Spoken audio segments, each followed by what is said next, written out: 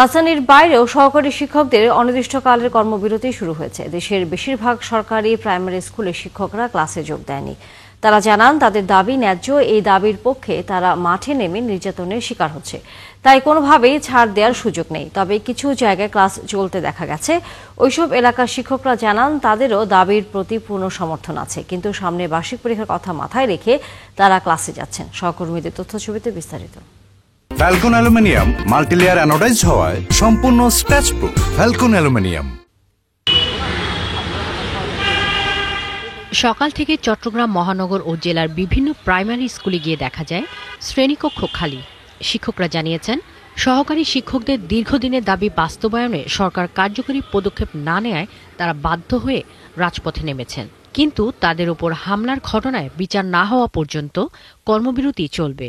আমরা এখন একটাই দাবি যে আগে শিক্ষকদেরকে কেন মারলো, এইটারই আগে যারা করেছে তাদের আগে বিচার হোক।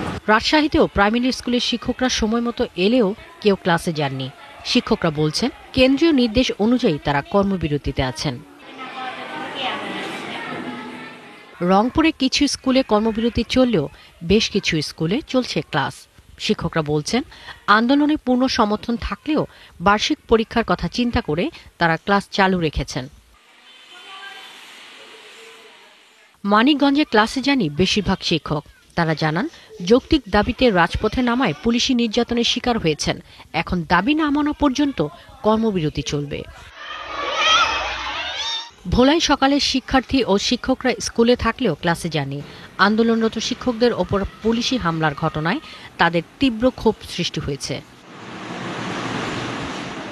পঞ্চগড়ের ৬৭৩টি শিক্ষা প্রতিষ্ঠানে একযোগে চলছে কর্মবিরতি। সকাল থেকে শিক্ষার্থীরা স্কুলে এলেও মাঠে খেলাধুলা করছে। নোয়াখালীতে ৩ দফা দাবি আদায় ও পুলিশি হামলার প্রতিবাদে ১,২৫৩টি সরকারি প্রাথমিক বিদ্যালয়ে চলছে কর্মবিরতি। এখানে তাদেরকে অহেতুকভাবে বিনা কারণে তাদের উপর অনেক নির্যাতন করা হয়েছে। আমাদের অনেক শিক্ষক আহত হয়েছে। ময়মনসিংহে সরকারি প্রাথমিক বিদ্যালয়ে গিয়ে দেখা যায় শুনশান নীরবতা। কোনো শিক্ষক ক্লাসে যাননি। তারা বলছেন, পুলিশি হামলা গ্রহণযোগ্য নয়। এর প্রতিবাদে কেন্দ্রীয় সিদ্ধান্তে আমরা এখন কর্মবিরতিতে আছি। সুনামগঞ্জে একযোগে ১৪৭৫টি স্কুলে একযোগে ক্লাস বন্ধ থাকার ঘোষণা দিলেও বহু স্কুল চালু থাকতে দেখা গেছে।